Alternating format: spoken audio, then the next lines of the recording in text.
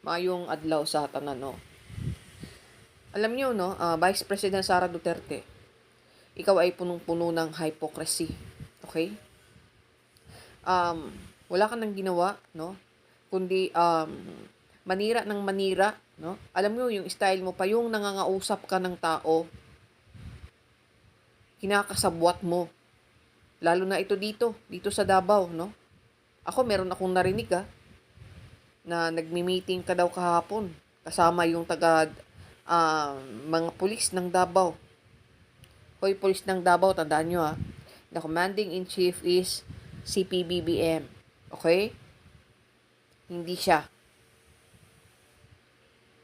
Dami pa naman namin eyes and ears dito. Pag kayo napicturan, nabidyohan, patay kayong bata kayo. Sa totoo lang, no? Ito yung sinabi ni Sarah, no? Dapat tanungin natin ang Pangulo, ano ba ang ginagawa niya para tulungan ang kababayan natin na tamaan ng kahirapan dahil dito sa epekto ng crisis. Diyos ko naman, ginoo ko naman inday, no?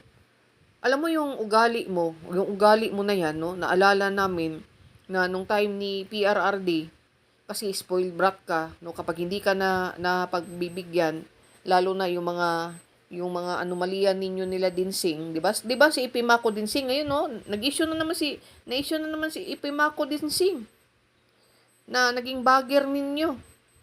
Lalo na yung sa may Marawi Seeds, no? Ang dami yung mga natanggap ng donasyon, pero ang Marawi hanggang ngayon wala pa rin. Yung mga budget, aside sa budget yung mga pinag-aas nyo ng donation kasama tong mga tao mo dito sa Davao. Tapos sasabihin mong galit ka sa mga nagfa-fundraising. Tao mo yan. Ina mo. Diba, ilang beses ko na yung nireport sa'yo, wala kang action kasi tao mo yan. Kunwari lang yan na, huwag kayong magbigay doon, gagamit sa pangalan ko. Ina mo. Tao mo lang yan, no? Katulad yan, no?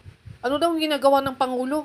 Kaya nga pumunta ng Iran, pumunta ng US para sa itong crisis sa hinaharap natin. Yung Iran, kinausap niya na kung pwede padaanin yung para naman yung barko natin is makadaan doon para maihatid dito. Tapos ngayon, itong mga ayuda, no? Tapos sasabihin niyo, i-compare niyo sa pandemic na yung pandemic nga matindi yung corruption ninyo. Dito, biruin mo, pumunta yung tao doon sa ospital. Tapos, kailangan pa magbayad ng swab test na at that time, 7,000, no? Hanggang sa bumaba, no? Hindi pwedeng i-charge to bill ang swab test.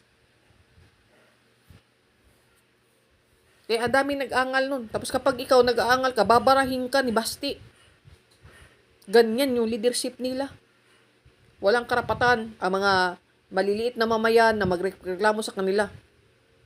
Mas matindi nga yung gutom dun . Ito ngayon kasi, hindi naman to sinadya ng Pangulo . World crisis ito. Okay? Tapos sasabihin nyo na, bakit sa ibang bansa, hindi naman masyadong Siyempre, kasi di ba kasama rin kayo. Kayo Liberal Party kayo dati na nagpatalsik kay Apo Lakay tapos binenta yung Petron, no? Kayo pa rin yung naging sanhi kung bakit nagkaganito yung Pilipinas. Okay? Kaya kami, hindi mo na kami masulsulan, okay? Hindi nyo na kami talaga masusulsulan na mag-against naman kay PBBM. Sa totoo lang kasi ang style nyo talaga masyado kayong bulok sa totoo lang, no?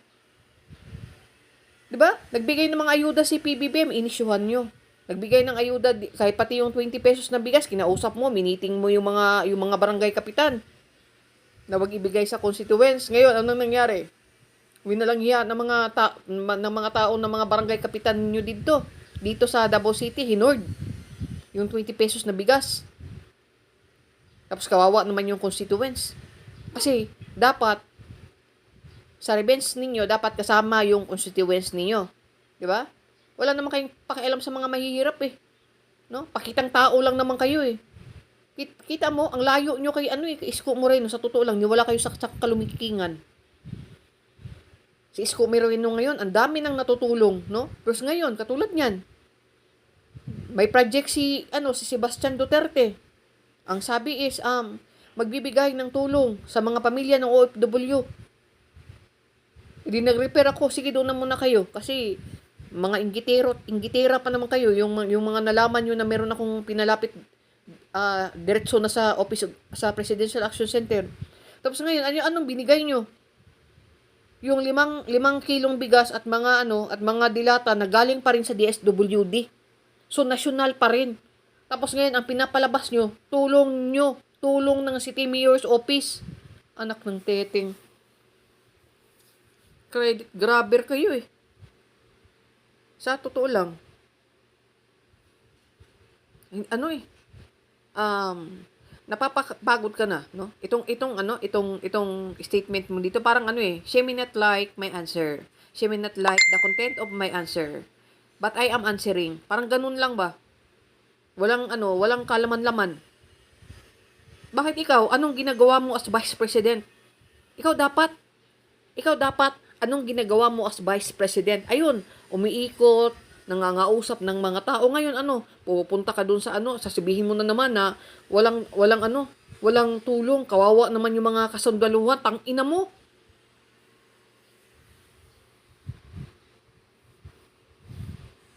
Sa totoo lang, pagod na talaga kami. Ang hilig mong maglaro. Biruin mo, yung si Guanson, no? Harap-harapan, binabastos ng mga taga SMNI. Di ba SMNI yan tao ni si Tupaksyo ninyo? Wala kang magawa. Dahil ganyan ka mag-spoil ng tao mo.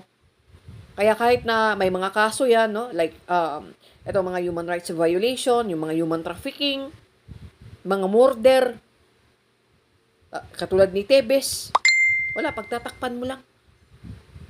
Kasi ganun ka kasi ka-animal. Yan ba yung gagawin mo as president? Ha, Inday Sara? Tapos kahapon, nandun ka na naman doon sa DCPO. Nagpiling presidente ka. Alam mo, sa totoo lang, Inday Sara, di ba sinasabi mong matapang ka? Kung totoong matapang ka at wala kang kasalanan, harapin mo ang impeachment trials. Tapos may pasabi-sabi ka pang bloodbath, pang ina mo, tapos nag-file kayo ng TRO. Kaya sabi ko subukan ni Gismundo. May ibibisto ako sa kanya. Buti lang at hindi ka inaprubahan. Dahil meron ding madadamay na court martial dun. I told you. Kasi? Napaka-walang hiya nyo eh. Napaka-hypocrite. Hypocrite. Yung tao katulad ngayon, no? Sino bang nagdala sa amin dito? Dinala kami dito kami pinatira.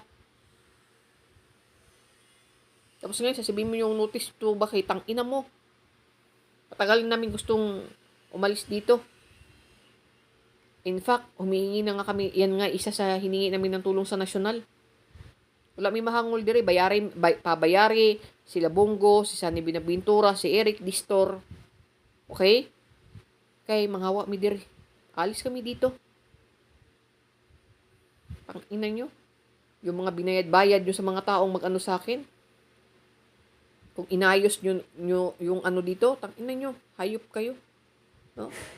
Ito, isa pa to si Bongo. Matuto kayo magpakatao. Sa totoo lang. Masyado kayong hypocrite eh. Tapos ayan na naman yung mga troll farm ni Kitty Duterte. Ang bata-bata pa. Na masyado ng kriminal yung takbo ng utak. Kawawa naman. Alam nyo, turuan nyo ng manners yung kapatid ninyo. Well, paano naman niya matututo kung kayo mismo bastos din? Okay? Ay, nako. Alam mo, ang nangyayari ngayon, karma na yan sa inyo.